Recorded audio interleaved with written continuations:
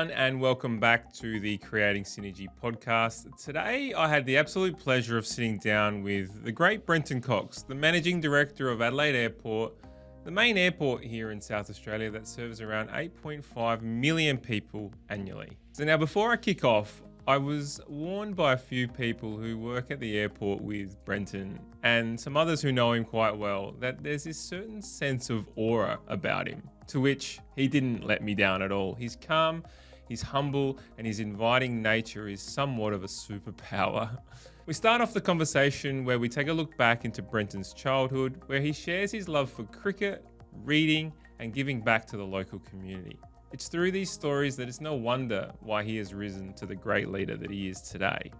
Brenton's journey in the aviation industry is a fascinating one, starting his career in law before transitioning to Macquarie in London, where he then started to consult in the aviation industry, gaining valuable skills in financial modelling and asset management. Brenton then decided to return to Australia, where he worked for the Hobart Airport, Sydney Airport, before moving back to Adelaide Airport, where he took up various roles before becoming the Managing Director in 2021, which, as you know, was probably one of the most difficult times in the aviation industry history, being the heart of the worldwide and state lockdowns brought on by COVID. We discussed the challenges that faced the Adelaide Airport during the pandemic, and Brenton also shares with us some of his leadership philosophies that have served him well over the years. I thoroughly enjoyed getting to know Brenton and learned so much from his story, his insights, and his experiences. And I'm certain that you will love this chat as much as I did. So without further ado, here is my chat with Brenton Cox. So welcome back to the Creating Synergy podcast. Today we have Mr. Brenton Cox on the show, Managing Director of the Adelaide Airport, which welcomes about 8.5 million people a year to the airport. Is that correct? Back again now, that's right. Back again? You didn't do that for a little while, but now we're back. Pre-COVID levels, and I think we're back there. So regularly seeing over 30-odd thousand people pass through the gate and approximately employ about 10,000 people. Is that correct? Do you know what? We've actually only got 200 that are ours, but there are 10,000 people that work there every day. Right, yeah, from all the airlines and everything else like that. All walks of life. Beautiful. Welcome to the show.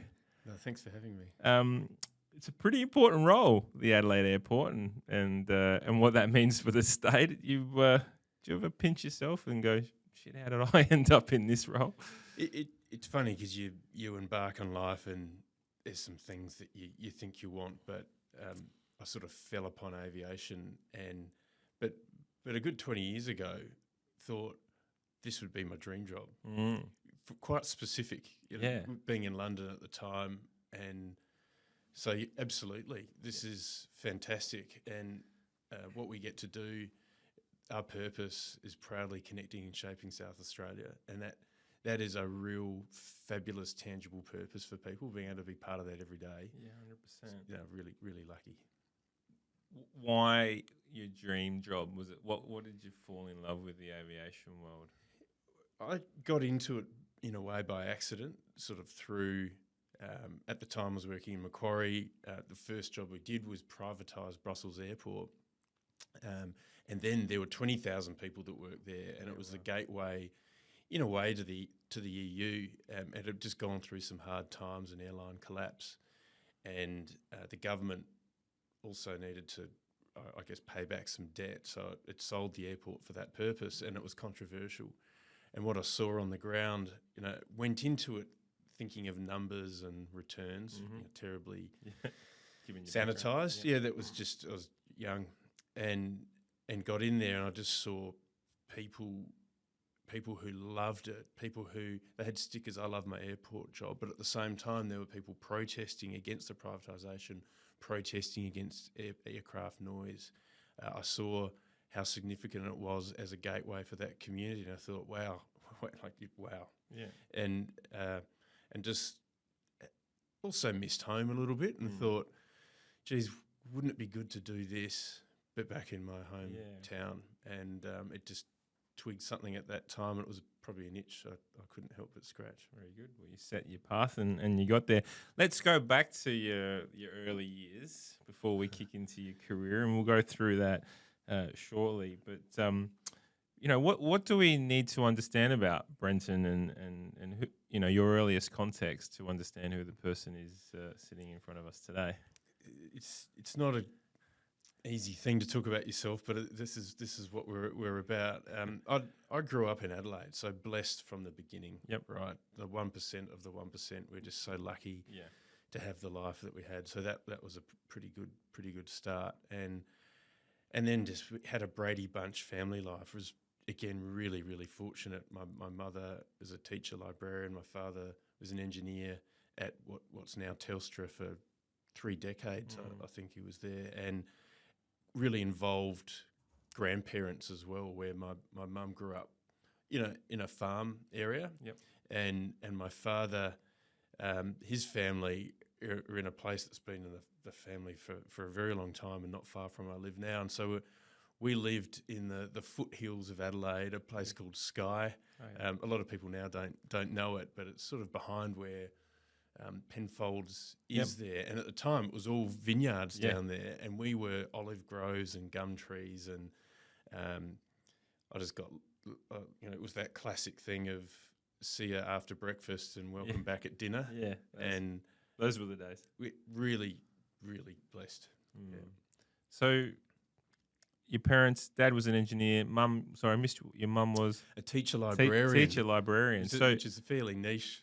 So did you get stuck into the books a lot? Or Absolutely. Yeah. And always found incredible freedom in books. And my mum loved, to this day, she is the fastest reader you have ever come across. Yeah, really. But she absorbs it all. And I sort of learnt fairly early on just to love books in all its different forms.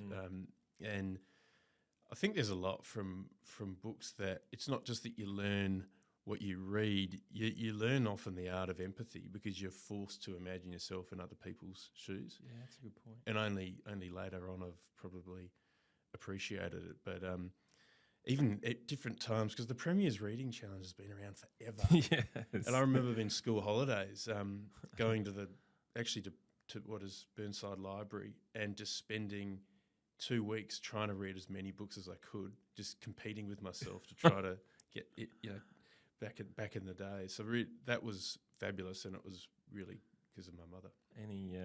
Anyone with an orange sticker? Did you have a particular genre that you wanted, or? Oh no, it was everything. As a kid, I loved adventure stuff. Yeah. I didn't quite appreciate the reality of the world. I sort of felt like there was a lot of unexplored corners to our globe, and would do that almost every day. Would almost live out that exploration out in the Adelaide Hills, and would love reading about it and imagining it. And I actually had a lot of awesome friends that lived in the neighbourhood, and we'd read this stuff together, and we'd imagine playing this stuff out. That's amazing. As we roamed the hills. I have such a similar story. I think I grew up like Indiana Jones. I was obsessed with, and the exploration sort of stuff. And I remember going out. I lived down Grange Henley Way, and there was the old creek that runs through we would do everything in our power to go out and get lost. Like that was the job. Like just try to figure out where you are and how to get home. And just think about trying to do that today. Not as easy. It's still it is still possible.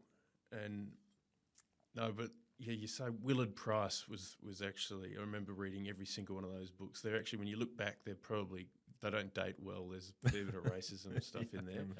But that wasn't what I was sort of aware of. It was all these tales, and one of my best mates grew up his family's from South Africa, and so he would also verbally bring that stuff to life. Sort of tales of wildlife, and so you just get lost in it, and confusingly relate it to just everyday life too. So the boundaries between reality and fantasy were blurred at times, I think. That's the way they should be as a kid. I still love those choose your own adventure books. Yeah, but then you go back and when you'd die early. You'd like bend the page. I was one of those people that bend the page and go, this is where I was last at. Anyway, that was called cheating, wasn't it? I think so. But What is, speaking about your childhood, what is one story looking back now, like friendship, and all the above that you look back and it just makes you smile on? I mean, there was a lot of it just getting the family, but we also had what we called the Triple C gang, which is quite funny, and the Crawfords, Castellos, and Coxes, and all happen to have the last name start with C. Wow. And to this day, we're still best mates, and all school mates, or did you? We all went to the same primary school, Yeah, wow. but we also effectively lived Right really near on the each other. same street, and all similar ages, and actually mostly boys. My poor little sister was the token female amongst it, and we were like plagues of locusts. You'd swarm back to one person's house at lunchtime and just eat them out of house and home, and then you're off and lost again. And that just felt, you had such a feeling of belonging. And while my mother was awesome with reading and father great with sort of problem solving and quite studious and disciplined, they ultimately saw that I was raging full of testosterone and needed just to be run. And that's get what that energy out. We just ran and roamed, and it was fabulous. Brilliant. I've got the same issue right now. It's actually really, really fun.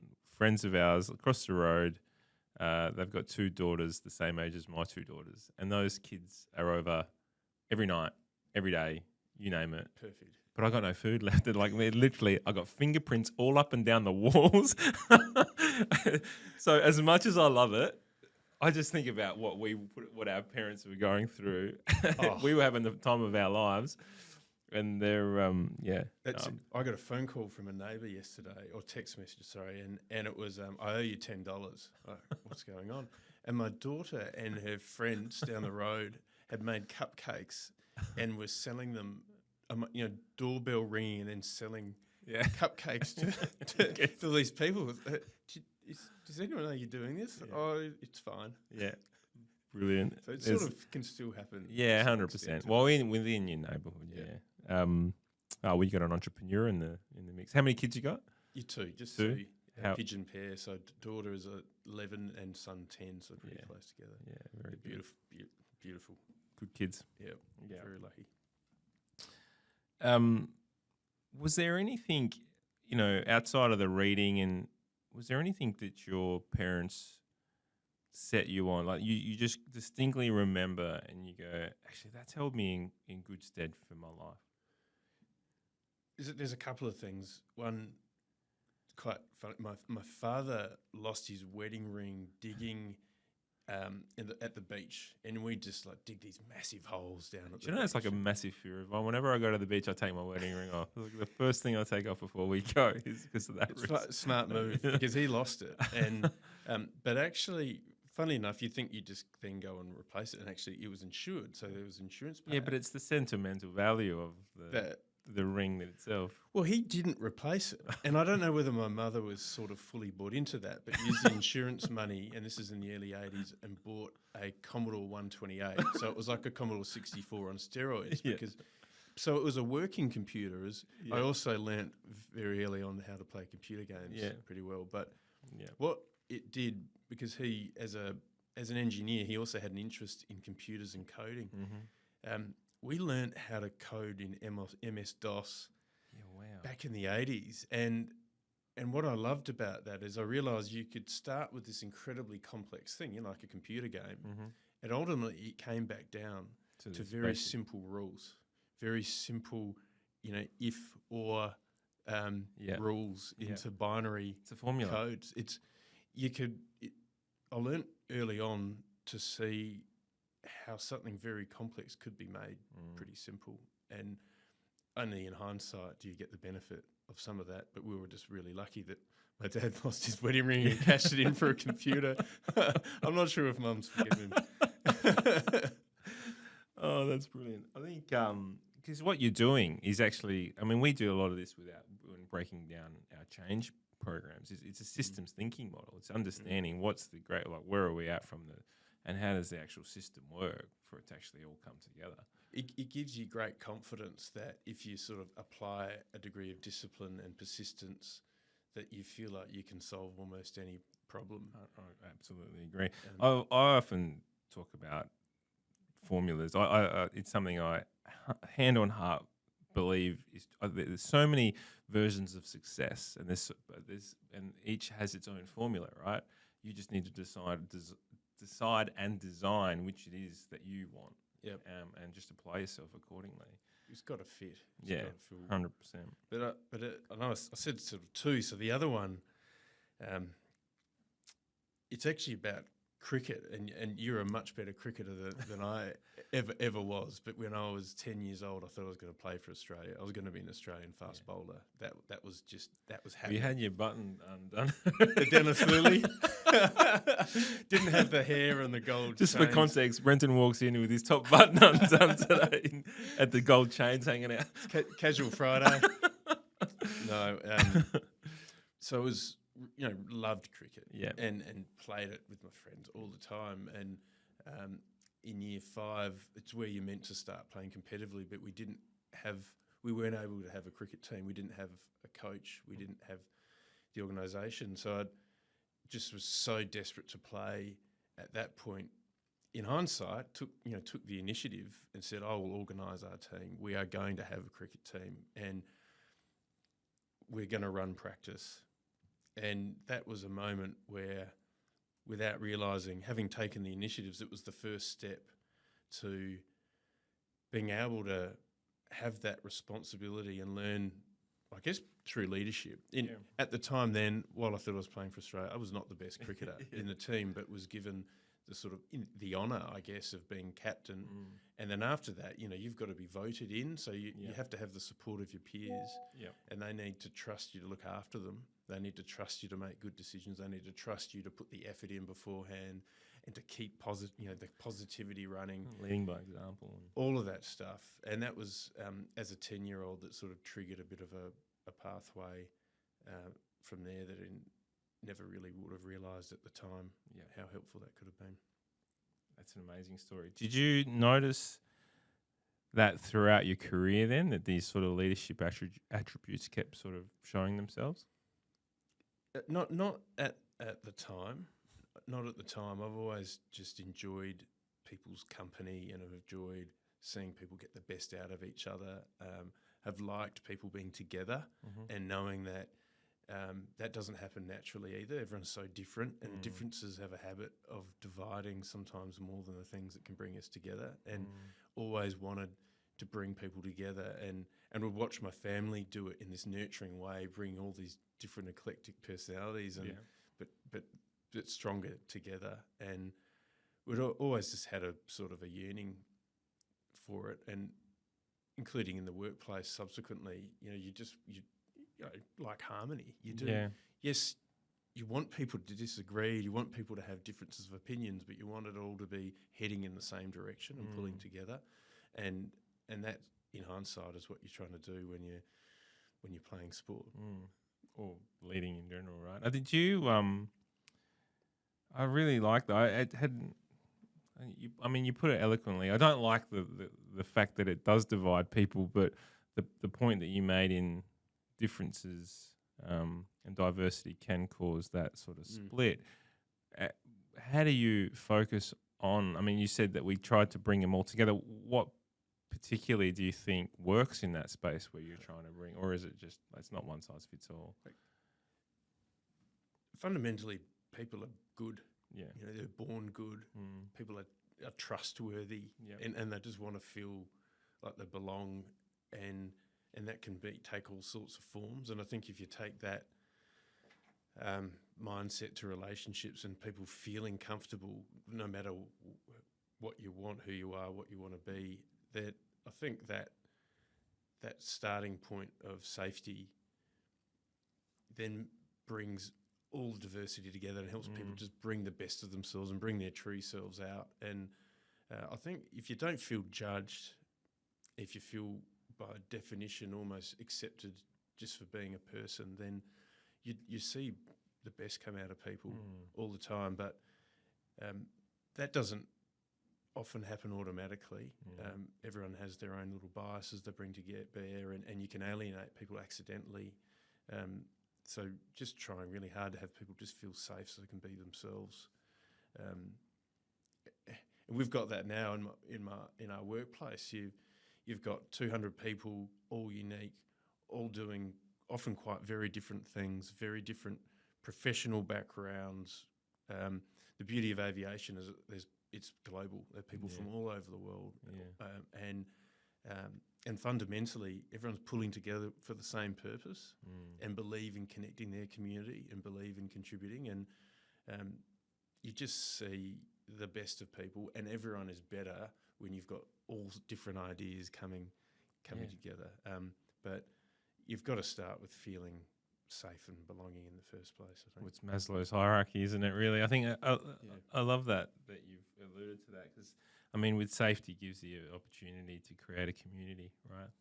I think that's what you're kind of alluding to here. And when you're building a cricket team, you are essentially building not only a team, but a community of supporters and around people who are contributing their time and effort to help your cause, which is, I think, quite a big tick, I guess, as a young child, young teenager coming through their ranks. And not really knowing it, other than just a sort of a yearning for people to sort of feel good together and perform. Don't get me wrong. Yeah, wanting to wear the green and gold. Yeah, and us wanting to win. I don't know. There's something in a human being that you're born and you do just want to win, and you want your team to win. Yeah, and so inherently knowing that you've got to work together in that aim. You sort of start to learn what people need to be at their best. Were you any good? Was your team any good? We were better than we were okay. We were okay. We'd win most games. We'd lose a couple. We had some nemesis. I remember then when you'd beat your nemesis, it was always a pretty good feeling. Yeah. Particularly when some of those people that perhaps weren't consistently the best performers would shine. I remember the day we did finally beat a team that we had struggled to always win. It was actually those unexpected performers that really just had breakout performances. Absolutely. So you need everyone pulling in the right direction, and if you can, you can tend to sort of achieve anything. Yeah, agreed. When did you realise that the baggy green wasn't good? In my heart, I probably always knew, but actually, it was when I realised it was almost impossible that my body broke down. Oh. So it had a terrible bowling action. It was mix of side on and front on, and 45's never good. Sling action, no good. So I split a disc in my spine at 16. Yeah, ouch. And to be honest, it hasn't even healed today. Really. Oh, really? So that then bought me a lot of weekends back. That's for sure. A lot of standing out. Yeah. And in a way, probably let me spend more time sort of studying rather than playing sport, which probably wasn't a bad thing. It's a brutal sport. I've still got back issue, and I had, you said Dennis Lilly. Dennis Lilly was my coach, and I had him like almost perfect my bowling action, and mate, still got back issues. Even though like I was perfect side on, everything was in its right spot, or according to what was back then, which was 20 odd years ago. They probably got better technology now, but yeah, my back still to this day gives me.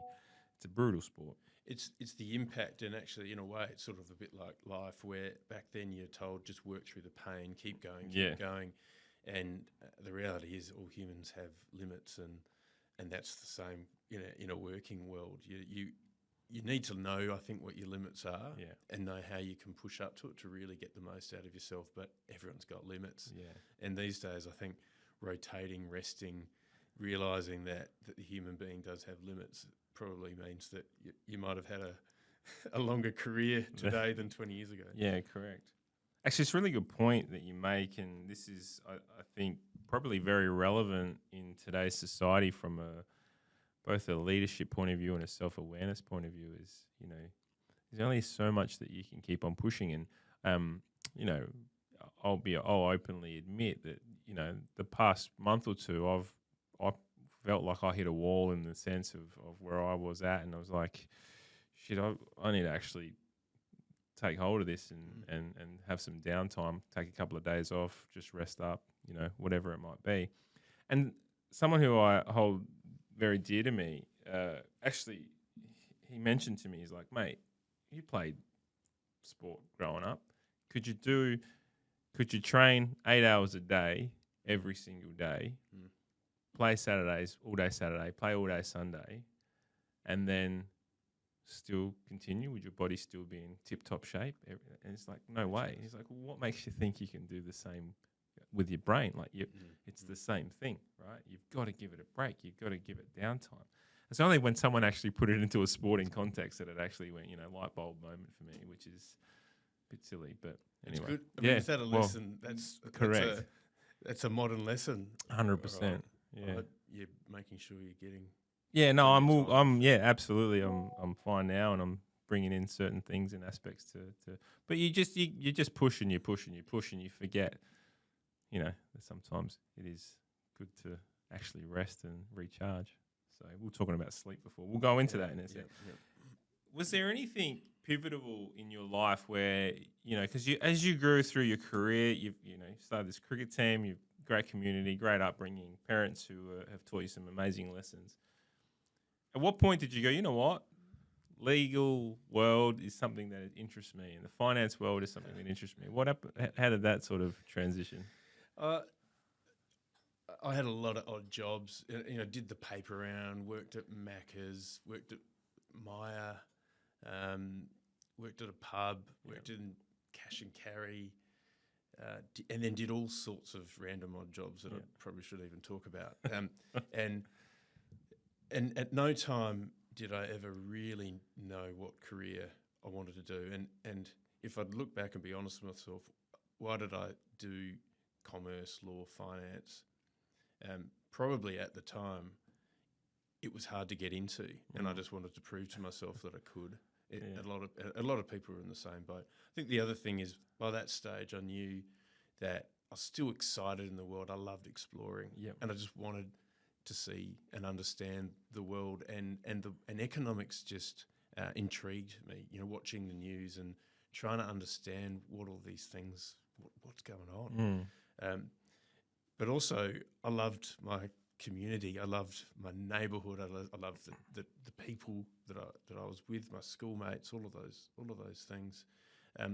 So that felt like this funny tension of wanting to be launching in the world, but also just loving and holding dear what was close. And by then as well, knowing that learning was fun, hard, but fun and worth it. And that you only really truly learn when you can give back as well. And had already been able to sort of coach certain things or teach certain things. And that's all I really knew that I kind of wanted to do, was mix those, what seemed like impossible tensions, where you want to see the world but you want to serve your local community. You want to learn but you want to teach. And doing law and finance, commerce, it taught a language and taught an understanding of how, I guess, governance and how money and resources were utilised in a way that I didn't know that going into it, but coming out of it I'm now incredibly grateful for having learnt that, and accidentally kept doing law just because I enjoyed the challenge, enjoyed the analytical rigour, enjoyed the problem solving, enjoyed the camaraderie, and the sort of the intellectual challenge of it. Really smart people, and some hard problems, and lots of reading. Lots of reading, but you learn how to read pretty quickly, and learn how to, I guess, take the eyes out of things. Because if you spend your whole time reading every single case, you either do nothing else in your life, or you never really finish. So. Knowing sort of what to read, what not to read. But also the law's quite structured, so you find yourself on this pathway, and all of a sudden I was working as a graduate lawyer, kind of by accident, with amazing people, smart, caring, good fun, but knew in my heart that was I sort of was there by accident rather than by design. So when you say by accident, I mean, did you accidentally stumble into a Cambridge master's degree? Like, how does that? What do you mean by accident? I remember subsequently being, having job interviews and being asked, all right, so why did you, because I finished in Adelaide, worked for a bit, and then went back and did a master's in the UK, and I was being asked in interviews when I ended up at Macquarie in London. And did that partly because it was Australian and I felt that attachment to home. But I had all of these reasons. And I remember the guy just said, you just wanted to go to Cambridge, didn't you? And as it happens, one of my probably most formative teachers is my English teacher and my housemaster at school. And he had gone to Cambridge and he told me all these crazy stories and how much he got out of it. So I was just drawn to that for that reason. And I think similar to wanting to do law, wanting to prove to myself that I could get into something that was hard to get into. If I'd been perfectly honest with myself in hindsight, possibly to add a degree of self-confidence perhaps at the time that I needed. So far I'm picking up a couple of themes, right? One, that you got this innate thing growing in you, which is, I need to give back to my community, right? So that's one. But on the other aspect, it's like, I need to make things as hard as possible for there to be a challenge in my life. What there's almost seems like so much poles, so much distance between those two poles, if that makes sense, as in give, community, but there's this desire to consistently prove. Was it to only yourself, or did you want the glory? Was there a bit of ego in there attached to it, or how did it look? Probably. I don't think you can ever. I used to kid myself that you don't have an ego. I think there's got to be some of that. And look, even with the giving to the community, there's, like, you'd like to say it's altruistic. There's a lot of selfishness in that. It just feels good. It does feel good. Especially when you care about them. So I don't. That's and being able to have that in a career is a bit of a nirvana. So I don't know. I think it was less about trying to do hard things and the challenge, but more about learning and knowing that if you really put a lot of effort in, you got to get a lot of effort out. Yeah, and being surrounded by interesting people. Was that something you were taught, or is that something that was just ingrained in you? Like, I think about my children now, right? And I love my two girls, and they're great basketballers, play district basketball, quite a high div. Yet getting them to go for a run or something like that is absolutely painful. Or getting to, do extra training sessions or whatever, it's like they're always looking for the easy option. Mm-hmm. But yeah, it seemed quite opposite with you. You were looking for... I think it is in everyone to go both ways, and there's a bit of nature and nurture in it. And don't worry, I love to chill out like the best of us. And I asked my parents this the other day, and I said, what did you do to sort of force me to crack the whip on myself? And they said, honestly, we didn't do anything. We didn't want you to. But I think they missed something, and that was actually my grandparents, who were post-war. They had nothing and worked for everything. Yeah. And I spent a lot of time. They would pick me up from school, and I'd spend a lot of time with them. And in hindsight, they brought that out. I think everyone has it in them, and you probably do need someone to bring that out. But it's not all good as well. There's a degree of self-anxiety in wanting to achieve, perform, get better, to learn, always strive. There's a lot of mental risk in all of that as well. And at the time, in hindsight, it actually wasn't my parents; it was my grandparents. I think you and I walked the same path when we were younger. For me, it was always about, how do I improve and what am I doing? So it wasn't so much about what was harder for me, is I always had to do more than everyone else. All right? Because there was this old saying, it was like, hard work will always beat talent. Mm. And that was kind of how I just literally, so I didn't have all the talent in the world, but I will work harder than anyone so I can beat them at their talent game. And for me, it worked. So it's just become almost the way I live my life. And to the point, it can be a negative. What's your greatest asset is also your biggest liability too. Yes, yeah. It's not quite the same thing, but I remember one of my managers in Macquarie in London, he was French, and I won't do the accent, but he said, Brenton, there are lots of smart people in this world. And he said, there are also lots of hard-working people in this world. He said, but if you want to go anywhere, you have to be smart and you have to work hard. Yeah. And it's like, okay, great. Yeah, thanks. Yeah, thanks. Yeah. But, it was a good reminder. Anyway. Yeah, 100%. So you've entered the legal world. Let's go through your career real quick. What does that look like? Really good people. It was here in Adelaide, so and I got to do lots of different stuff, commercial law, litigation. So I was in court doing all sorts of different things, and actually bumped into a former boss the other day, and she's a judge now. And you just learn so much, and you're really out of the comfort zone. I mean, standing up in court with all the formalities and all the scrutiny. Yeah. I don't think anyone is perfectly equipped for all of that. No. What law did you do? It was mostly commercial. It was commercial. Different versions of commercial law, and with sometimes defamation, insolvency. But it tended to be commercial in nature, but it was always people behind the scenes. Yeah. And it was always often people that weren't able to resolve disputes, and it was quite sad actually that it got to that point. And a lot of stubbornness, and a lot of lawyers have been paid a lot of money on points of principle where people just haven't been able to resolve differences, and you learn a lot from all of that as well. You can see how ultimately, without communication, things can become, be destroyed very quickly. But learnt so much, and was really fortunate to have people that were just lifting me up through all of that. And then studied in the UK, and then started Macquarie in London at the time when they were just expanding in the world, where infrastructure, finance, and they were, as it happened, the global leaders in it, and it wasn't all good. I remember them being called the vampire kangaroo at the time.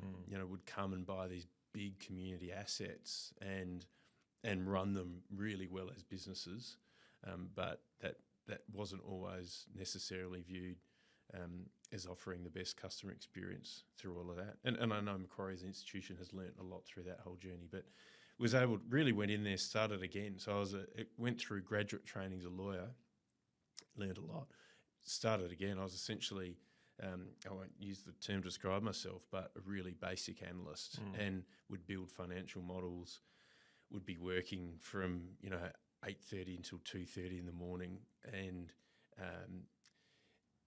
loving it, and worried about how the longevity of that all at the same time. But the whole time working with incredibly motivated people, really smart people, in a truly global environment, with people at the top of their game, and learnt a lot, and realised, despite having gone through and done all this study, that ultimately you're judged on outcomes, and facing a few hard truths in those early days, where you want to build this perfect financial model, but you've got to deliver it, and you've got to deliver it quick, and it's got to give results. And that was a big lesson early on in those days. How did you survive of those hours? That's what I've always thought that about that legal profession is, well, anyone who works in that basic world that goes from 8 till 2. I think young parents probably understand it a bit. I couldn't and wouldn't do it now, and wouldn't recommend it to anyone. At the time, I mean, you said it before, you feel like you could outwork people. I'd always had immense confidence in my own physical resilience, and it was almost a badge of pride that I just would never give up. And I think I remember in the interview back in the time being asked, "What's your greatest strength?" And it was, I feel like I can solve any problem, and I can feel like I won't stop until it's done. And I think they sort of, a light bulb went off and went, great, we can get a pound of flesh out of this idiot. Absolutely. Cha-ching. But you then equally, that's time spent learning and doing. And well, it's just, I mean, for everyone else, it's doing 8 hours in a day. You're doing 16, right? And it's all thereabouts, and so you're doubling the time learning in a quicker short. Like what would take everyone else 2 years, you've done in 12 months, right? Like that's the. In hindsight, your IQ drops significantly. Well, through the mental fog of it would of absolutely, fatigue.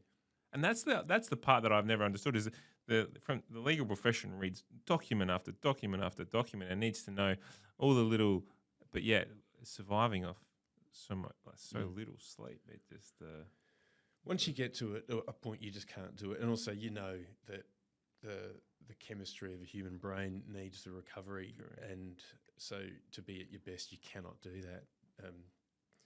But at the time, I felt that was what I had to do, and wouldn't change it, but wouldn't want to do it again. No, and wouldn't recommend. So you then now end up in the aviation world in Macquarie, and this is where you say, okay, this is the avgas got in the veins. Yeah, this is where. And then even then, there were fortuitous moments when the GFC was on and was being asked to move into what was Macquarie Airports at the time, into a role there, but the world had fallen apart, and Macquarie, who did not have a track record of having to make large scale redundancies, had to survive. And the role that I was going to, they ended up having to sort of let go people from other roles that then, after restructuring everything, they realised they needed something more. So the role was completely different, and that led me away from more of the core finance of aviation into what in those sort of finance terms is the asset management of aviation, where you really start to get under the hood and really start to get involved in every single business decision, every single operational decision of consequence, and that was where the eyes really lit up, and the learning curve just spikes, and I was given incredible support by the team that we're in, which is a wonderful team, and my boss at a really young age got me onto the Sydney Airport board and the Hobart Airport board, but they were very different scales at a really young age, and the trust that they put in me to play that role was never looked back from. It's one of those sort of sliding doors moments, I guess. Why do you think they placed all their trust in you? What was the behaviours they were seeing or the attributes they were seeing? In a boardroom, there's a real difference between what management needs to do and what directors do, and there's a huge amount of respect that has to take place amongst directors, and then between directors and management. And the strange dynamic that was at play was that I was someone who was, in all practical reality, junior in every sense of the word to the extremely experienced management team. And I think they gave me that opportunity because they could see that I respected people, and I understood and valued people's roles, and knew the differences between what my job was there to do and what other people's jobs were to do.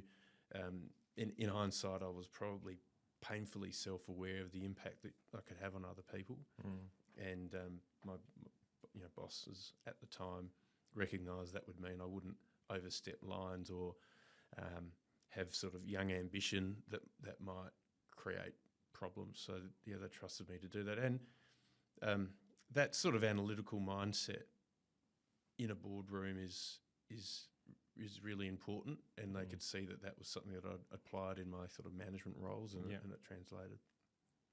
Very, very good. So Sydney Airport, you went to Hobart, then Sydney first? It was about the same time. Same time. Yeah. And actually, they were asset management roles. I mean, the governance was that the shareholder, of which I was representing, was putting me on those boards. Yeah, I had no right by any means as any sort of captain of industry to be there.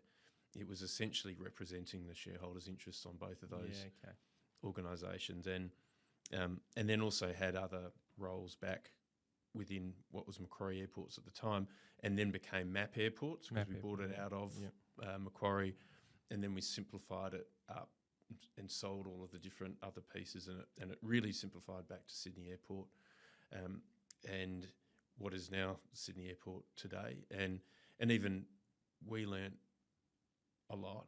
We learned a lot about how to really drive a business in the short term versus how to get really long term outcomes, and the significance and importance of all of your different stakeholders, of course your customers and your people in your community along all of that, where in the early days post privatisation it didn't always go right. So you're on the boards of, I mean, the Sydney Airport is, was it quadruple the size? I thought it was like, was 30,000 a day here in Adelaide. It's like 3 million a day in Sydney. It's 10 times the size. It is much bigger. What was it like coming back when you got the tap on the shoulder to come back to Adelaide and work there? What did that transition look like? There were a lot of things going on at the time. My daughter had been born in Sydney, and my life in Sydney was fantastic. But I also was just reflecting on my own childhood at the time, and probably in some degree wanting to project that on my beautiful daughter, and wondering how that might be possible in the eastern suburbs of Sydney, in this incredibly rich, wealthy, bubble, I guess, and really wanting to make sure that my children valued the simple things in life, and also had the freedom to fail and fall over and get back up again, and have that with the safety that a place like Adelaide affords. So in the back of my mind, I really, really desperately wanted to have my young family grow up in Adelaide, and so the opportunity that came up fortuitously was someone I'd worked with who was then moved to Singapore Airlines, and she was tapped up for the Adelaide job. And she said, actually, not me, but I know someone from Adelaide that might be interested. So it was just one of these fortuitous things. I wasn't actively looking, and it was a role that I probably wasn't that well suited for, to be honest. And I don't think I actually did the job that well. But it was that chance to come back. And look, it ultimately is the same thing, just minus a few zeros, and the same challenges, the same sort of connection to community, all of those different things. That, if anything, you could do more. You could get your hands around things a little bit more and have a bit more of an influence. So no, coming back, it was absolutely fantastic. Coming back, and the role at the time was quite diverse as well. So it meant that I could continue to learn a ton in that environment. So in 2021 was when you became managing director. Why did the board look at Brenton Cox and say, this is the human that's going to lead this position, this role, this business? I mean, I think fundamentally leadership is all about people, and so they must have trusted me to be caring for our people and seen that was important to me. There's also a lot of stakeholders involved, a lot of different stakeholders, and must have trusted me to be able to look after our stakeholders. I've always had a customer-centric mindset as well, starting flipping burgers at Macca's. So they again must have trusted me to look after our customers in that regard. And in hindsight, they had afforded me opportunities that from a skill set perspective had set me up quite well. There was clearly a degree of thought that had gone into that development, because the role that I started in 2013 had there were people who had done such a good job for a long time and then retired, and they gave me the opportunity. My managing director gave me the opportunity to take on new responsibilities. So at least objectively could prove that my breadth of skill set was by that stage quite broad, and so they felt that I was a credible enough candidate to look the part, as well as trust me to look after all the people that are involved. But one thing, I mean, talk about a baptism of fire. You were thrown into it in the middle of COVID. What did that all look like? What was the world? Actually, it was sort of on towards the back end. I was as an EGM role when COVID hit, and we put a pandemic plan in place on the 20th of January 2020. So this was before most people really knew what COVID was. How did you know about it so evidently then? It was pretty. So we actually had a pandemic plan for a start. Oh, really? Right? So one of the very few. Aviation is a very risk safety focused. You know, you cannot put has to be. People's lives are at risk every single moment. So you've got to be very structured, and our risk management frameworks, because we've got incredible people that have built this up. Had a pandemic checklist, and I recall even in my finance times before all the operational pieces, where you would run the scenario to go, can this business stand up under pressure? You'd run Hong Kong SARS. So that was always the Armageddon scenario.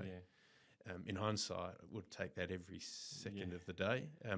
But we'd sort of game planned this stuff as an organisation. We knew that it was a risk, and you'd hope that it doesn't drop. But, you could see the warning signs. I mean, you don't start. We were in utter fairyland in Australia in those moments.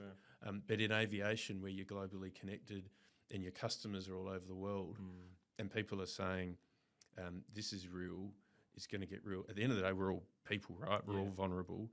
A virus in China or Iran or Italy at the time is the same as a virus that's going to be in Australia. So to us, it was very obvious this was not going to go well. We had no idea quite how bad, but at that point, your pandemic plan, looking back at it now in hindsight, was it on the money? Was it where it needed to be, or would there be lots of changes these days? There were two major things that we just didn't ever predict, and one was the significance of the interdependencies between our organisation and government and everyone else. So we'd exercised plans for ourselves that became pretty much useless when you can't coordinate with everyone else. And then one very simple thing is that we did not ever comprehend domestic borders closing. Just didn't even imagine it. Didn't imagine it that it might be possible. And when you do look back on that COVID impact on Australia, we to this day we're the most impacted OECD nation because no one else closed domestic borders like we did. New Zealand that had a very hard federal border stance, well not federal but their nation internally they don't have states. All New Zealanders, we're all Australian. It still dumbfounds me that we did that. Yeah, and I don't necessarily think we've learnt, and we haven't really looked back. I think after the Spanish flu, they spent a lot of time and learnt from a lot of the good things and the bad things. We then lost those learnings 100 years later. But the one thing what we do know is that it's going to happen again. I hope it's not very soon, but I don't think we're particularly better equipped now than we were in the start of 2020. But that was pretty bad because we're a $3 billion business and we had $1 billion of debt. You've got a lot of people that need to be cared for and paid, and we had negative revenue because our customers, second biggest customer, was insolvent. That's right. So that again was not the detail of how that played out. You had to treat it as a whole series of difficult problems to be solved. And that's what we went about doing at that time. And I remember just checking myself into the airport hotel in towards the end of February, when that was where you knew it was going to be really, really bad by that stage. And when we thought really, really bad, we thought it might last for 6 months. Yeah. And that's what we're getting ourselves ready for. If only. Yeah. But in hindsight, what was the hardest part? You know, we went in there looking to protect every single person, and we weren't able to do that on the way out. And that was the hardest part of it. When you say protect, what do you mean? Is in stop them from catching COVID? Or? Oh no, it was the livelihoods, their jobs, their careers. Yeah, okay. You know, JobKeeper was fantastic. Yeah, it was wonderful and a lifesaver in a lot of ways. But you know, the power and the purpose and the meaning of work and being able to contribute and rock up every day and do that. You know, we turned that tap off. It wasn't happening, and people who'd had their whole sense of self taken away, and some people have never got that back. And then even in our organisation, as crudely as you know, there were roles that were made redundant, so it wasn't just stand downs. People had to permanently leave, and we were eternally grateful for many of those people who put their hands up and said, look, we'll tap out because we know there's others that really want this and need this more. And for the large part, we were able to sort of rely on the goodwill of those people that did that for us and for everyone else at that time. But that was really, really hard, and aviation has got a long way to recover from that. A lot of experience, skills were lost, and then a lot of the junior talent, excitement was not coming in. And as a result, there's a huge amount of pressure on that middle cohort that remains. Yeah. And that's pressure that's we're trying to relieve, but it's still there, and you see it in the headlines every day. How did you manage, and your team manage at that time? I guess when the world is caving in around you, what does it look like at the leadership table when you've just got there's absolutely no control, and obviously debt and everything else that goes with it, people's livelihoods? What did it look like for you, both mentally and as a cohort? Is mentally pretty volatile, but everyone pulled together so much, and there was a real collective sense of just wanting to get through it together. And then when there were really difficult decisions and change that was really volatile, that when those difficult decisions, they were collective decisions, where people are brought together,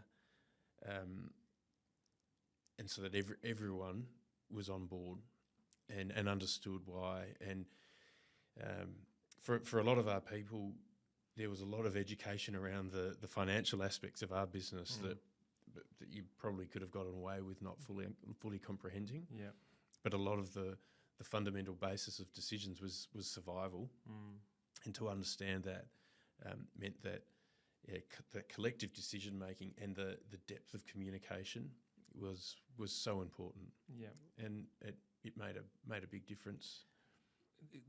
This might be some naivety coming through with this question, but the airport to me seems like it's something that the government will always just bail out or help through. Is that not the scenario? So yeah, it's interesting because the airports, mostly in Australia, were previously government owned. They're massive pieces of infrastructure. Yeah, cost billions of dollars. Yeah, to it's build. not like someone can start tomorrow and take over. It's very hard, heavily regulated. Geographic, locational monopolies with huge barriers to entry. Very difficult for a private business, given the scale of resources and the risk and the time taken to get up to build it from scratch. But our airports in Australia are privatised, and the very purpose of privatising them is to take the resource drain in whatever way. As it happens, it could also be a contribution, but to take that away from the public purse. And we very much see that as really important. You don't privatise something to then just go back to the government with your hand out. Yeah. And that was a critical ingredient that we had buy-in from our shareholders on, and our shareholders are absolutely fabulous. They're long-term super funds. So many people in this city all around us are indirectly invested in our airport through their super funds. They took a long-term view and agree with the principle that we're not here to take money off the taxpayer. It's a last resort. You can't rule it out. And look, we took JobKeeper, so that was, again, a lifesaver. But ultimately, we're not here to drag on the public purse. So let's move away from the COVID. It can get post-traumatic. It gets a bit dark, right? But can we just understand, what does a day in the life of a CEO look like at the Adelaide Airport? What does your role entail? Again, just so lucky to have the role and the team that we have, and I'm so fortunate. At the end of the day, I've got great people doing great things, and they make all of us look good. It's all about people. It's very people focused, and whether that's our own people, or it's our customers, or our stakeholders, they're more than probably what people realise. Like, you're not sitting there in a room plotting out commercial strategic moves in a way that perhaps people might dream that that's what the role does. You're there giving air cover to great people to let them flourish. You fight fires. There's lots of unexpected things that come up, and you need to provide that support. And but ultimately, it's working through your people to help them perform as best as they can, and helping through with our stakeholders so that you can help them achieve what they want to achieve, and also massage through the things that you don't. In a lot of what we do, we've got a lot of projects. We've got to spend $1 billion in the next 6 years, and that's a big number. But practically, you're building stuff, and right now we're putting a resheet over our runway. We do it every 12 years. Yeah, no, I can hear. I live at Henley, so I can hear the planes coming in. And that's right, and that's not good. That wakes you up. People need sleep. Absolutely, and that's hard for people. On one level, they're doing this incredible technical exercise that, I don't even know how they do it. It's amazing what they do. And you've got these brilliant engineers and people who are performing this task all in the curfew hours, under the clock. And on the other, that where there's permitted curfew movements around freighters and medical flights, that there are people that normally wouldn't get flights over their houses because these aircraft would typically come over the Gulf, come over the ocean, and most people, most of the time, are sheltered from that. Using the cross runway, are suddenly exposed to it. So there's a negative impact to people that it's going to have, and it almost is unavoidable. And all you can try to do is minimise it as much as you possibly can with all of the stakeholders, and plan really well to do it. And then just make people aware to minimise the anxiety as much as possible. It's temporary. There's no permanent changes here. This is a once-in-a-decade thing that just has to happen. The alternative of closing the airport and disconnecting Adelaide from the world as a whole is dramatically worse. So there's those things when you're doing something really good, but then there's also some quite things that come from for me, it it was I heard the planes all of a sudden one night. So to be honest, I didn't know about it. Then I saw some articles in the paper and resurfacing, and I went, well, they need to resurface from safety. Planes need to land properly. They need to land safely, right? Like, it's a no-brainer. I can put up with this for a couple of months. And we make a deliberate decision to not sugarcoat things as well, and list the suburbs we think are going to be impacted. Yeah. There is a reality that it's going to happen. I don't understand what the alternative is, though. Like, we need to do this. So, like, if there was an alternative, we exactly. So, But there's other things like that. We have to remake a lot of our terminal environment, our security, our check-in, our baggage, and we have to, driven by regulation and capacity, need to do a lot of work in there over the next 5 years. And that will be in a live operating environment that will, again, will have an impact on people who are trying to go about their lives. And that's something as well. You have to, it's a really interesting, important thing, but it's not all perfect. The security thing, I mean, 9/11 changed the security at airports forever.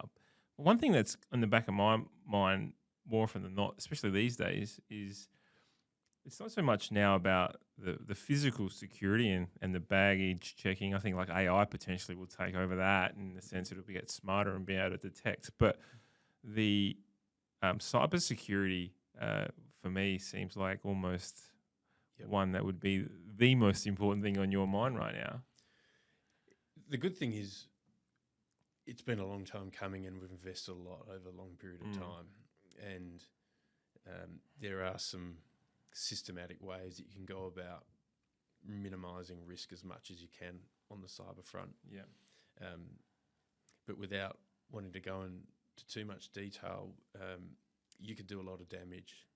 And I agree. That's a scary thing. And every single day, people are trying to get in. Yeah. Every single day. I remember we had Stephen Marshall on the show, the former Premier, and the one thing he said, when I first came into office, the one thing that surprised me the most was the amount of cybersecurity tax that we get on the government and all the key assets of South Australia. It's scary. It really frightened me.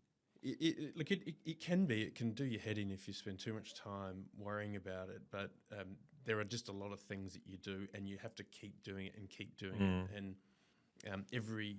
you've got so many front doors and back doors now, in a way that physical security, it's easier to shut down. Yeah, and you have to treat all those virtual doors in the same way that you would in a sense of the physical environment. And the alternative is pretty dire. And as everyone says, it's not if, it's when. It's a labyrinth now, isn't it? Almost. It's we're talking about those doors.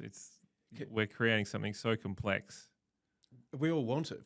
Customers want seamless journeys and want things to be connected. You want your technology to preempt what you want before you want it. But every one of those connections that allows it's also a vulnerability. Yeah. And that's also part of the challenge. We now treat cyber not dissimilar to how you treat work health safety. It is everyone's job every day to be vigilant. It's a culture, isn't it? It has to be, and because every single person is a vulnerability. You should see some of the emails and text messages that you get, and every person's getting that every day. And you click on the wrong thing, and there's the front door open. But the challenge with that too is there's so much opportunity in technology to free people up, but it's having to prioritise cybersecurity just slows everything down. And that's really hard for people who have great ideas and want to do things. Yeah. But you can't do it until you've managed all the cyber risks, which can take a long time. So it does put a handbrake to happiness, and it does slow down innovation. It frustrates people. But the more that you understand what the risk that you're trying to protect, what could happen if it goes wrong, and it can go wrong very quickly, very badly, that if it's everyone's job to understand that. Yeah, it's funny, and I refer to another podcast we did with Dr. Robin Lawrence, she's the CEO of SA Health, and I said, health's got these amazing AI coming through, this amazing technology, innovation. It's like, Dan, we're treating people's lives. We can't just take it all on without actually knowing whether it's going to work and continue to serve and protect, right? Like, so it is frustrating. In saying that though, is there anything exciting coming from an airport point of view? What does the future of airports look like in your? Oh, there is so much. I mean, it's funny. We've got a vision, and our vision in a general sense, it's pretty bold. It's to be everyone's favourite airport, and in that be seamless, connected, and easy. And part of that is providing seamless, connected, and easy journeys. And that of course needs to have technology support. The reality is today, we've mapped out, and we've got some pictures of of what our vision would look like. We haven't put into that vision what we know in the future it could be or even will be. We've just put in what exists today. And what exists today is far and above and beyond what we use every single day. Yeah. It is spectacular what exists, but what hasn't caught up is regulation. What hasn't caught up is our ability to probably consistently achieve a customer delivery with some of this new technology. And the reality is aviation's a system. So what you do in Adelaide is only perhaps as good as what happens in Sydney or in Port Lincoln. Yeah. And so there needs to be a collective industry acceptance and collective customer acceptance. But you can see it can turn pretty quickly. You just look at the smartphone, the tipping point that has had. And we'll see that in terms of just biometrics and all the other pieces that will make journeys much more seamless. But the regulatory and cyber piece means that all of that tech that even exists today that would make it like, what's that Arnie movie where you go to Mars? That's sort of the existence. You could Total roll Recall. That out. Total Recall. You could roll that out today. There's only one scene I remember in that. I've got that now. We can't say it here. But that could happen today. But there are a whole bunch of risks, not dissimilar, I guess, to health, where you can't just launch on that. The beauty of Adelaide, though, and this is a real thing, where we have the scale to be significant, but we're small enough for it to be relatively simple and for failure to be contained. Yeah. And so we tend to often be capable of being a test bed for some of these things that we can do. And I really look forward to seeing how it rolls out. The priority for us, though, is actually less about rolling out some of those customer experience enhancements through technology and just getting the absolute backbone in place with the cyber protections that will enable us to be much more nimble and flexible in time. Exciting stuff. This might be a question that you might not know how to answer or might not have the knowledge or background knowledge to answer. But we're talking about resurfacing the road runways of planes. When is aviation in its own right going to change? We've seen the movies where planes just sort of go up and take off, right? They don't need a runway anymore. We've seen drones; they do the same thing. Do you think that's going to be anywhere near in the near future? It's fun. I mean, that's the true disruptor moment, isn't it? I mean, ultimately, all you need when you strip it back is aviation fuel on a runway right now. Yeah. And the minute vertical takeoff becomes a thing, an airport's still required for safety. Yeah, no doubt, where they land. But the scale of it, that whole massive runway component suddenly falls away. There is no known technology here or at all visible on the horizon that unfortunately will stop the need for long-haul aircraft to require horizontal takeoff, and in addition require hydrocarbons to be burnt in those engines. And that is the number one challenge. So is SpaceX doing something in that world? Their rockets are... Even on landing, some of those things need to be able to... Well, they're still crashing, aren't they? So we're a while off. They're a little while off. But if you're talking mass passenger transport true. That's reliable and at scale, there is nothing. And so our focus is possibly less on when might an airport in the future become a redundant piece of infrastructure, and more on the transition and how, because in time the smaller aircraft will move to electric and hydrogen, and that technology exists today. It could start to roll out pretty soon.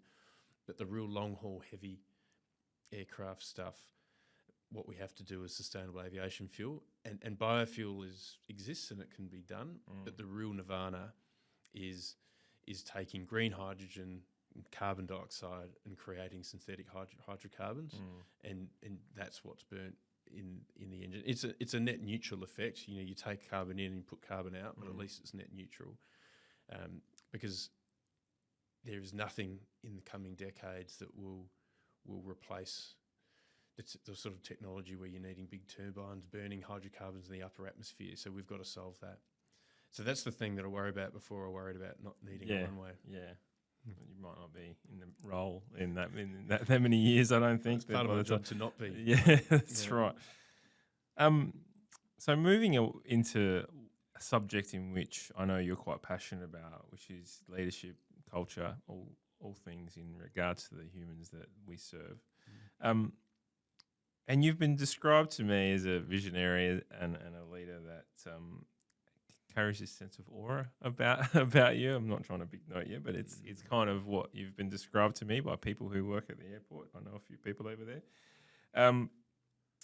What does your leadership style look like? I know you and I have spoken about servant leadership and your philosophy on that. Can you give us a little bit of a breakdown on your style of leadership? It wasn't initially deliberate, but subsequently it's what felt right. And I've subsequently made it deliberate. And you've said it there. It's that servant leadership piece. It's every single person has the privilege to be able to serve, and you're a leader there, and you're accountable to every single person that you've been put in charge of, and you're also accountable to the people that put you there. And every single person is accountable to someone, and there has to be deep humility in all of that. And you see that. You see often where leaders come off the rails, where hubris comes in. But I'm only in the role because the people feel that they can be better people with me being in that role, and I'm very conscious of that, every day, and that there's nothing that I should be expecting people to do that I wouldn't do myself, and you can't always play that out because there's an opportunity cost of time, but fundamentally that's sort of the role that you can play. And it's interesting because we've got a lot of people from overseas that have come here, and Australia is incredibly egalitarian and non-hierarchical in a way that we all take for granted. And it's initially unnerving for people when I might sit down next to them at a lunch and we'll chat and we'll be talking about human things, and they'll see, just as silly as, you're putting some chairs away after an event and they look at you strangely. It's something that culturally in Australia we sort of expect of our people, that it's partly the tall poppy syndrome, but also, you're all in it together, you chip in, no one's better than anyone else. But it's really interesting when you see people who are used to a deeply hierarchical environment pan that out. So, look, it's just a deep sense of accountability, and you're there to serve. And if you're not there to serve, then you better get out of the way and let someone be there who can do it better than you. Accountability is a word that I think gets thrown around in leadership a lot, yet not done so well. And so what's your version and take on accountability? How do you hold your people, your team accountable to the vision of what is the Adelaide Airport? It's fraught. It's very hard because you need to support people, and everyone's going to go. I don't like to think of making mistakes, but you never do things as well as you'd like, and it's the impossible tension between trying to just achieve the absolute best against just giving people a break and supporting and allowing time. That is the impossible tension that I find. We're not perfect, and if you find the perfect recipe, let me know. But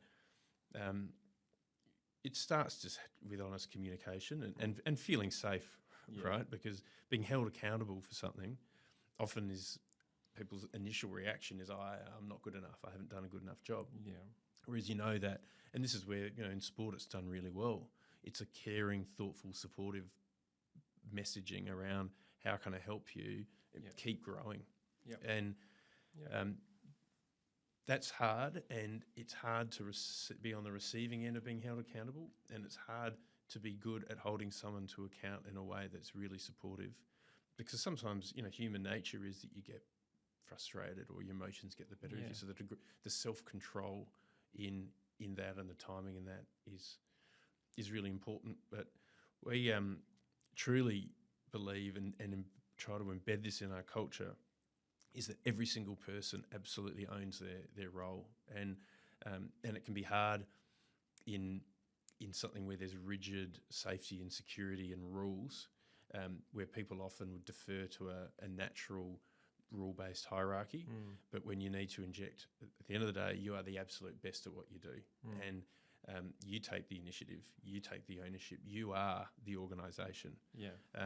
Historically, in organisations, you would sometimes have a worker-manager sort of dichotomy, or there's a person and then there's the company. For our people, you are the company, you are the airport, and there's great freedom in that. A lot of people don't necessarily want it though, and it can be scary. But I think most people in the end will see the benefit and start to feel freed up when they have that. The flip side, of course, is that accountability, and doing it in a way that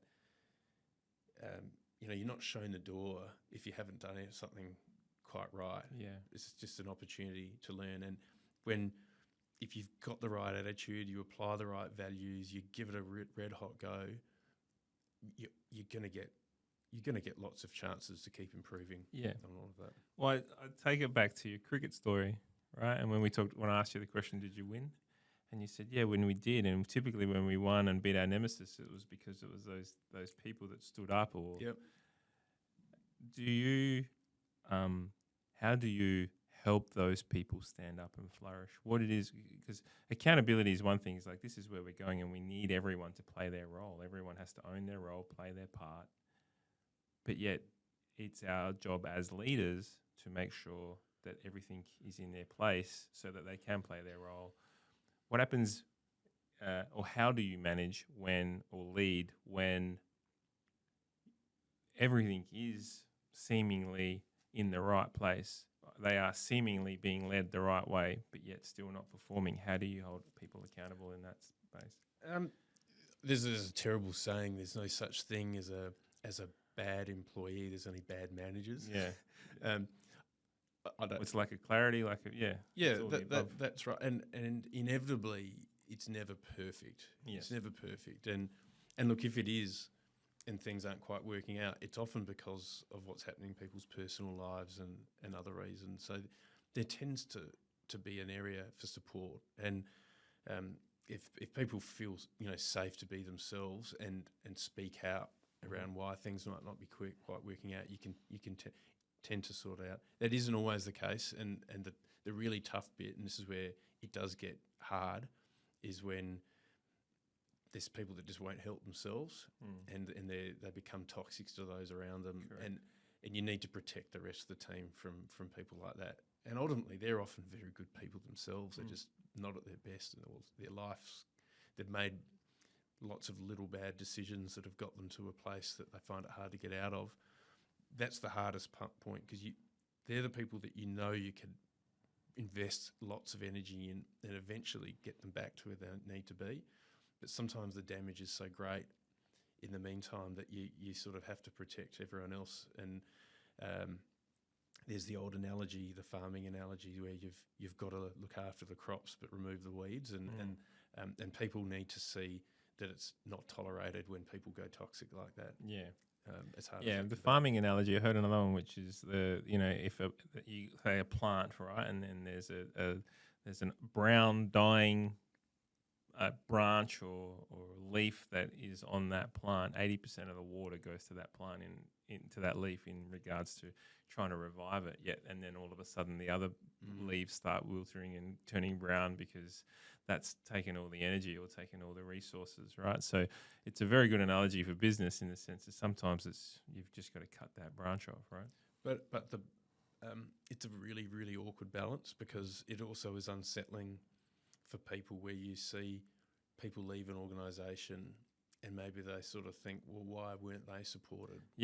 Why not everyone would fully grasp it? So that is the hardest part, because unfortunately, ultimately, ultimate accountability is where you consistently don't perform, and you need to be set aside. And that includes for anyone, and particularly in roles where you're in leadership roles, where the amplifying impact of your conduct is greater. And so you've got to hold yourself to account at a even higher level. You said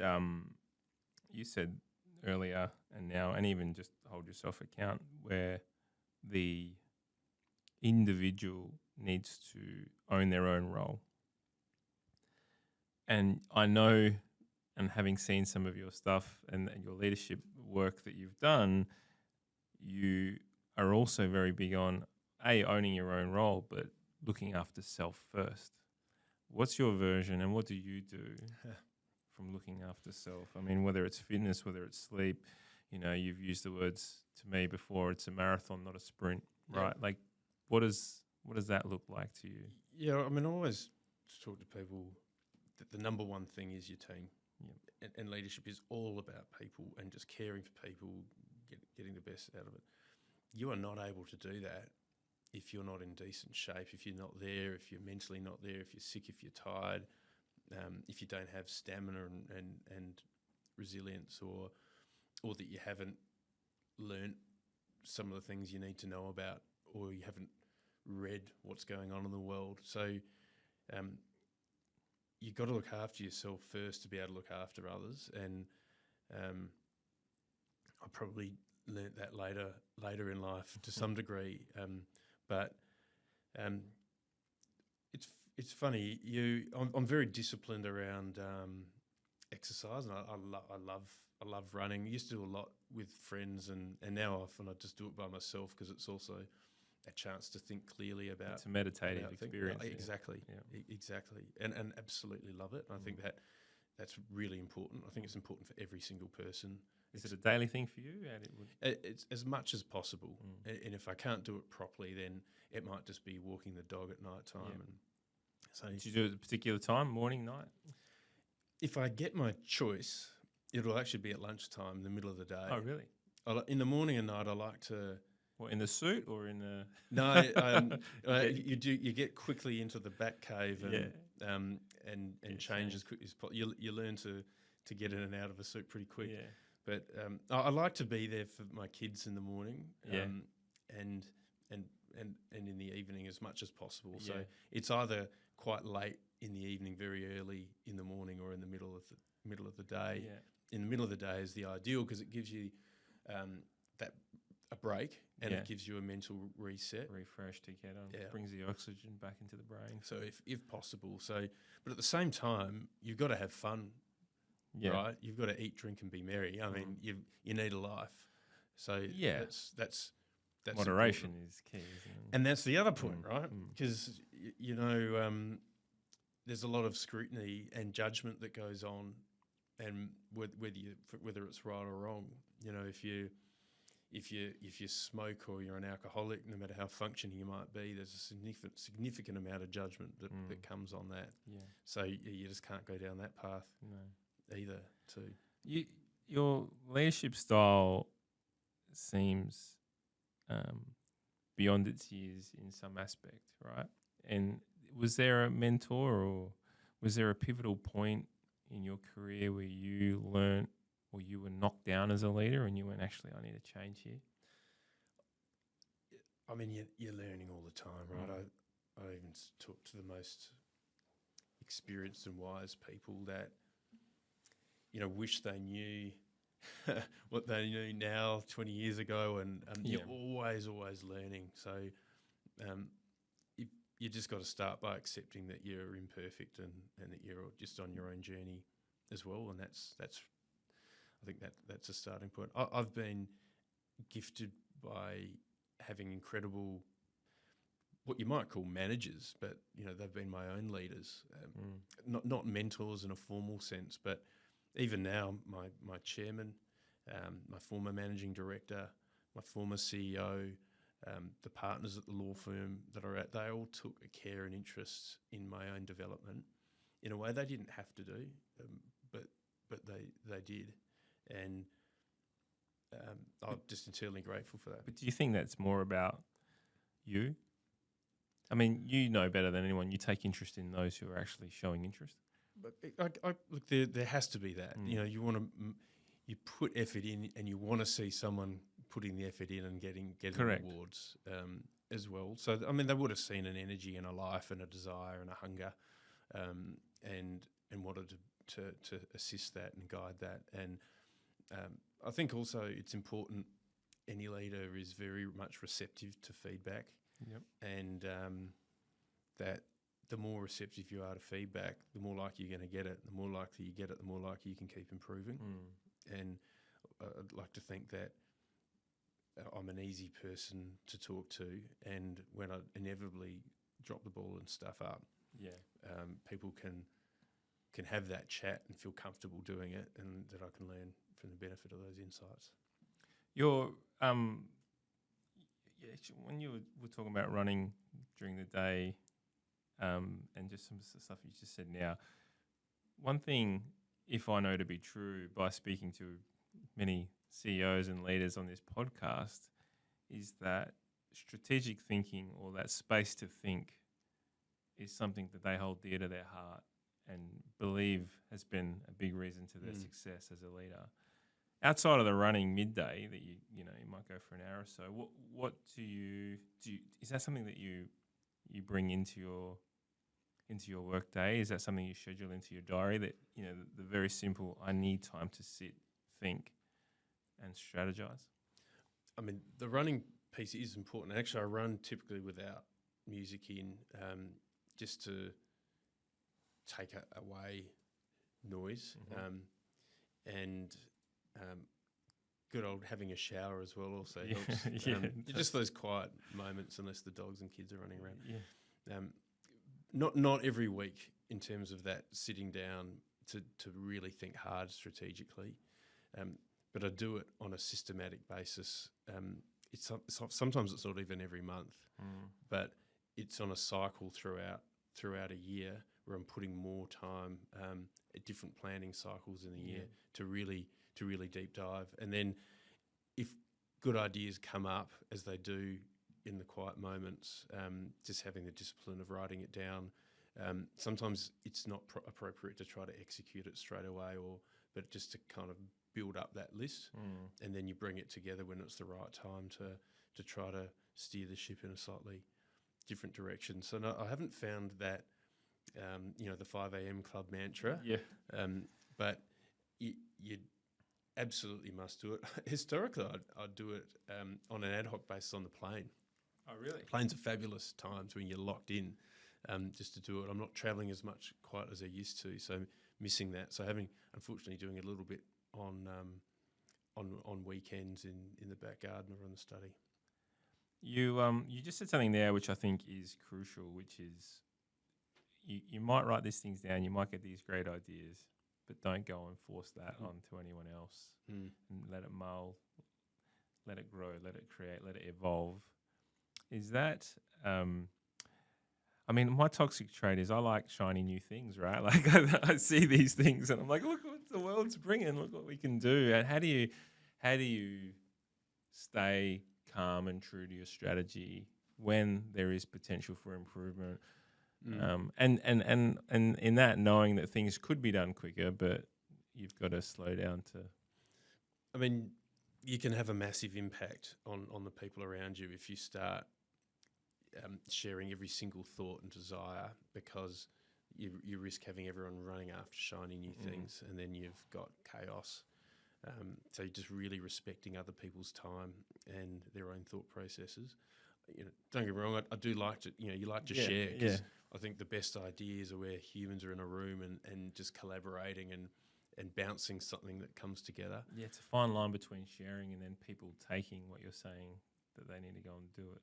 And that's always the challenge for people, to feel safe, to not go and run with it now, and know that when you do say, this is just to chat about and not to do. Yeah, to I think know calling that it out is not to do. Yeah, and calling it out, because it's the old curse of the leader is that you walk into a room and you go, actually, do you reckon this table would look good over there? And the next day you come back and the table's been moved over there, but it was just a suggestion. The good thing is we're really sort of living the servant leadership so much that a lot of that doesn't have to happen so much in our neck of the woods. Yeah. But the other thing is, I mean, practically, we've got a very clear strategy, and we've just got to execute, and we just don't have enough people and time in the days to execute. So everything is about refining our capacity to execute, and rather than trying to layer in new things, it's the art of strategy is always what you not do.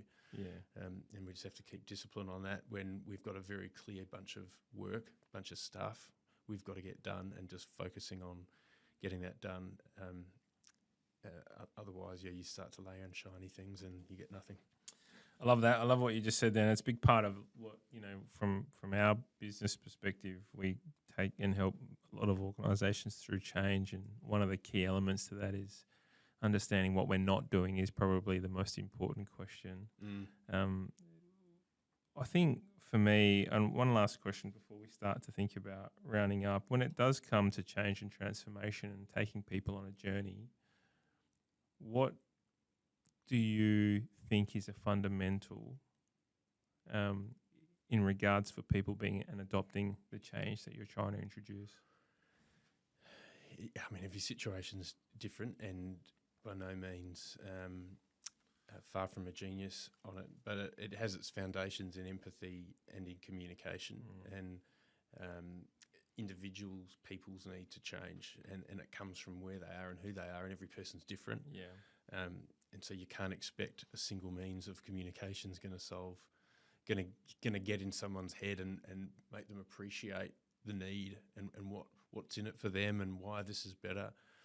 The reality of change is that there's always pain before you get the benefit on the other side too, and being realistic about that pain, because otherwise people start to feel the pain and then you get the resistance in your back. You need to be completely open and honest about the reality that most change is much harder before it gets better. And but fundamentally it's empathy and communication in its different forms at a high level. I'll add to the communication, it's the clarity of communication, right? Because when people are able to make sense of change, they're more likely to take it on.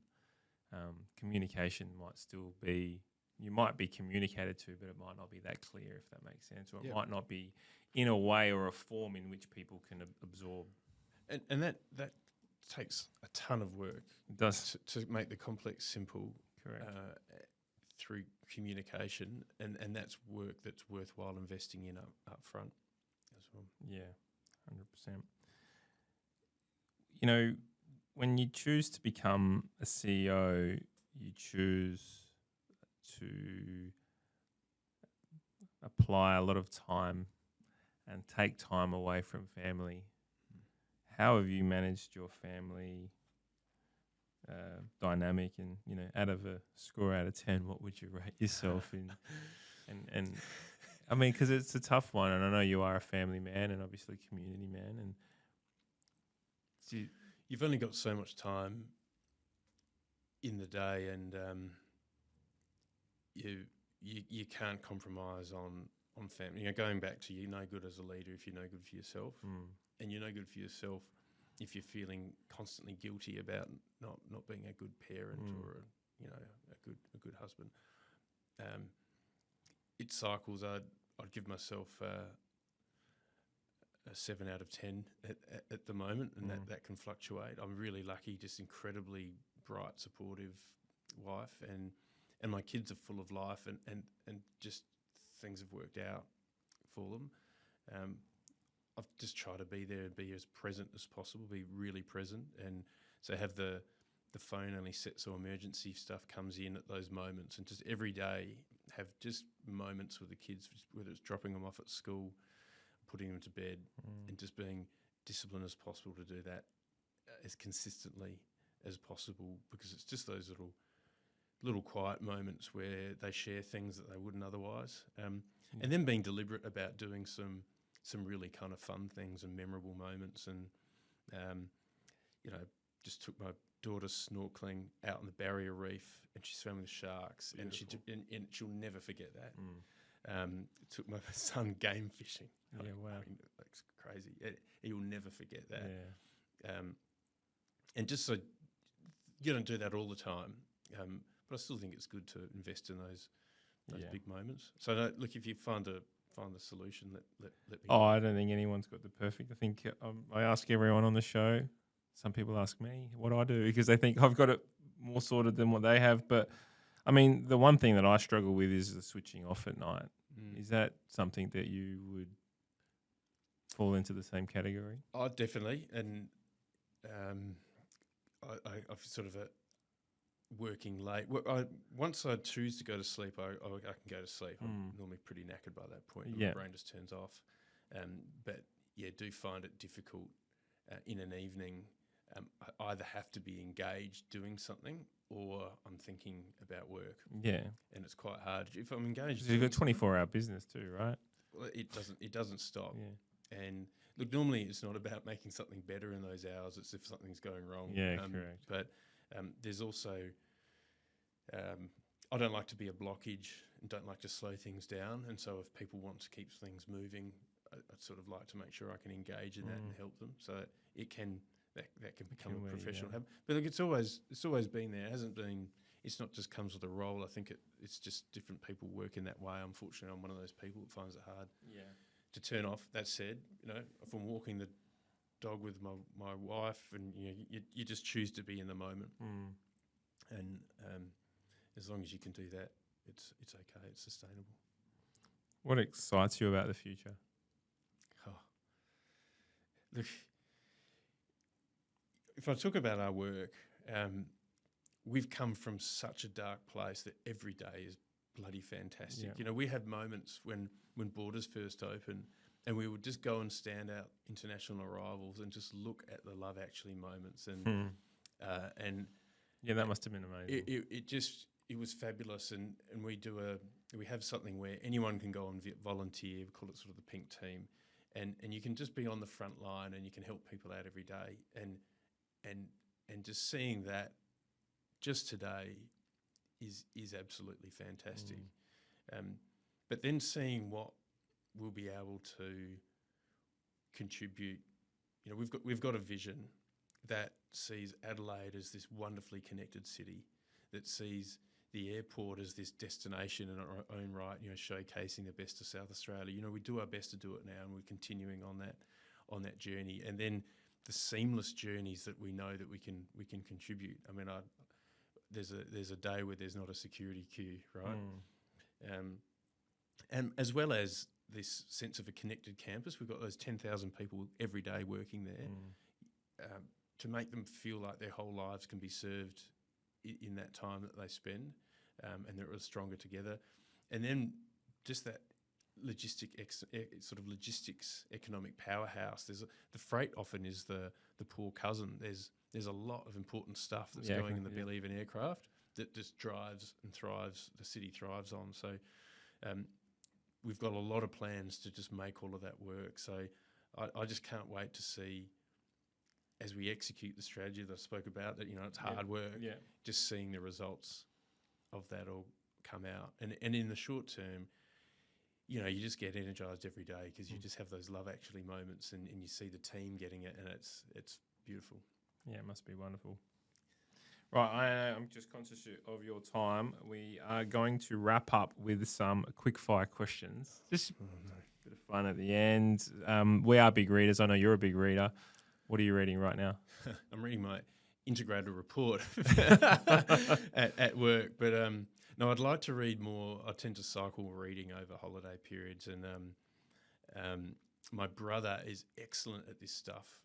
He's always good with sort of self-help books, and he's recommended that I read The Hard Thing About Hard Things. Yeah. So that'll probably very topical for today's conversation. Is there any book that you've read in the past that you'd recommend more than? My team love this because sometimes we have this joint book thing that we do, and it's Leaders Eat Last for Simon Sinek. It's that real servant leadership piece that I think it just shows the merits of it all. It shows how it can be good for you, and how it gets results. So I really, really love that. That's amazing. I had coffee with someone yesterday who is coming on this podcast shortly.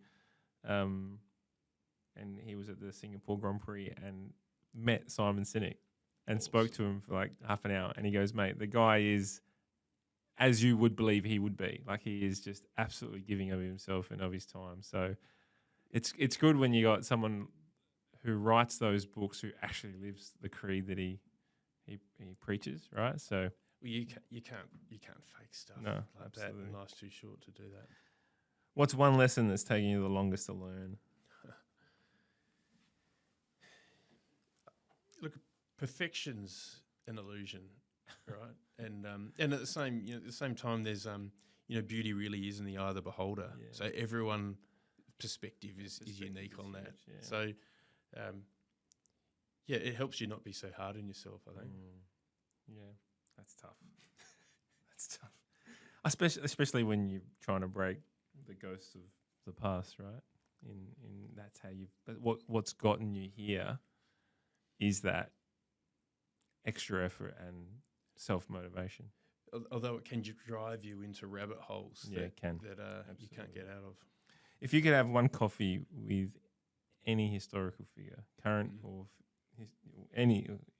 current or historical, who would it be? Can you have a translator? Yeah, absolutely. Let's pretend that they. I reckon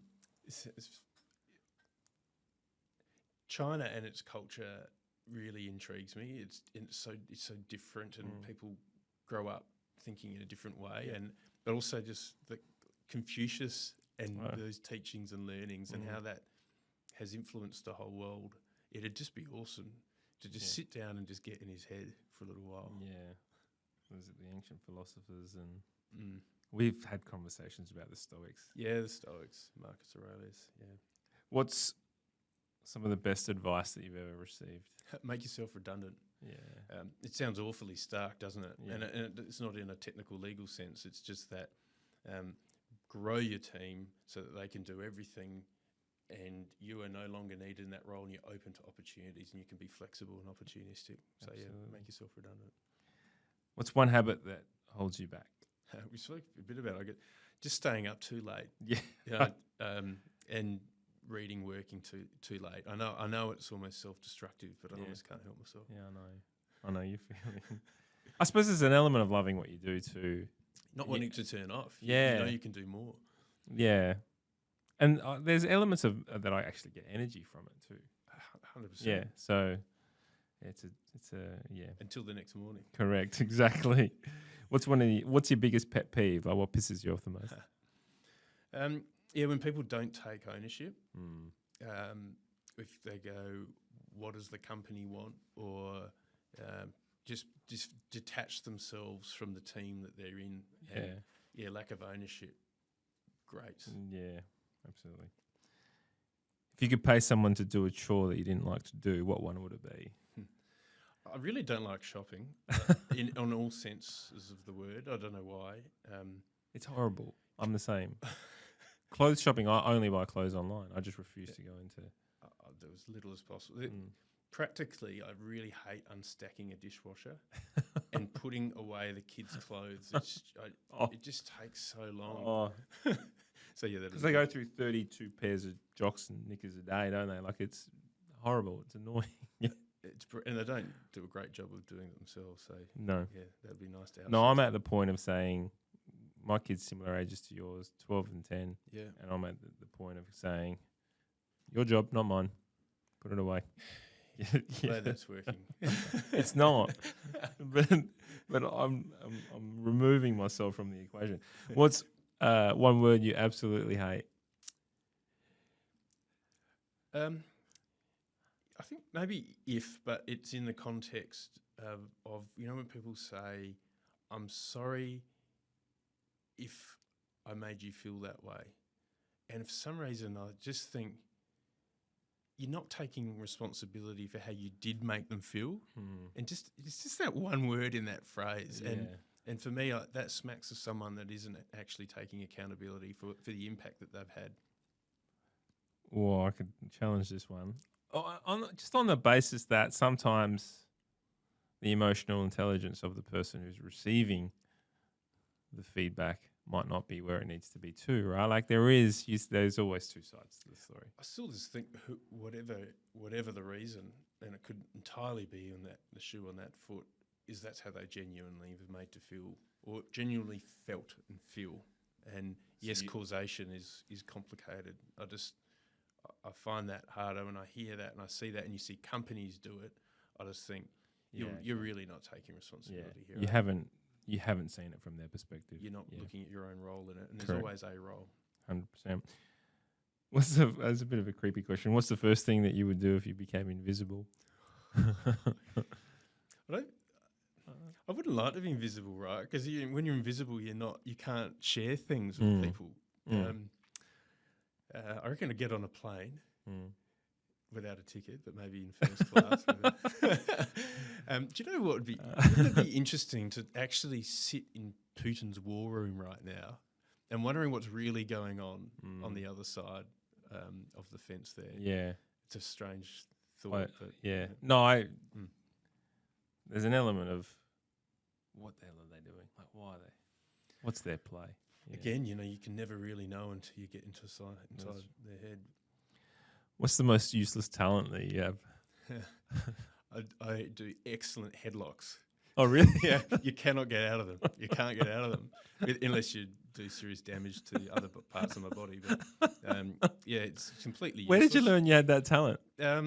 Quite young. You'd get into lots of little fights and things like that, and you just learnt this technique. And it was also a way of diffusing a situation without doing great damage. Yeah. And just discovered that. How many fights did you get into? Oh, not proper ones, but it was always physical. You perfected this headlock. You don't do Brazilian Jiu-Jitsu or anything like that. So No. Someone that did it properly, I'm sure, would be able to get out of it. But to this day, no one's been able to get out of one of my ridiculous headlocks. But I won't take you up on no, that. don't. Yep. And my favourite joke of all, my favourite question of this is, what's your best dad joke? I've on the weekend talking to my kids. I go, "Tell me a joke, Dad." And I'm not good. They're pretty good at these things, and there's often stuff you can't say. I love a joke about aviation, but they always fly over people's heads. Of course you went there. Well done. That's brilliant. Thank you so much for your time today, Brenton. Really appreciate the chat. Thank you for sharing, going a little bit vulnerable and sharing who you are. I know this was actually quite difficult for you. You don't like to talk about self too much. You very much are about the people and about others. So thank you for becoming, going a little bit vulnerable and stepping in a world that you're not too comfortable with. On behalf of everyone, I guess, thanks for everything that you and the team at the Adelaide Airport are doing. You're bringing people, you're putting smiles on faces, those love actually moments, the ability just to get away and having, it might not always run as seamless as the world might want it to, but you guys are doing a wonderful job, so thank you. Thanks very much. They're a great bunch, putting in incredible effort every day. And thank you for dragging this stuff out of people like me, and I hope someone somewhere can learn something from They will. If people want to get in contact with you or follow you, or just where can they find you? I keep a pretty low profile, actually. There's probably LinkedIn, I think. But even then, you got to be active for the people to be able to follow you. Yeah, that's right. You can search me on that, and it wouldn't be following it. To be honest, most of our relationships are those in personal. which you connect. Yeah, no, that's fair. Not a problem. Thanks again for your time, and we'll catch you next time, everyone. Thanks, Daniel. Thanks for listening to the podcast all. You can check out the show notes if there was anything of interest to you, and find out more about us at SynergyIQ.com.au. I am going to ask though, if you did like the podcast, it would absolutely mean the world to me if you could subscribe, rate and review. And if you didn't like it, that's all right too. There's no need to do anything. Take care, guys. All the best.